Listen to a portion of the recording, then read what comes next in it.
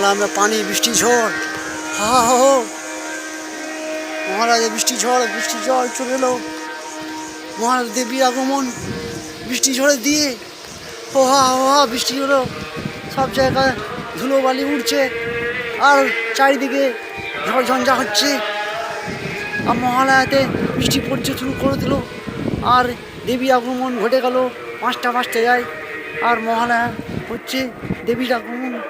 সেই মহালয়াতে আজ এই বৃষ্টি, এই ঝড়, এই বৃষ্টি, এই চারিদিকে হাওয়া বইছে, দুর্গা মা আসছে।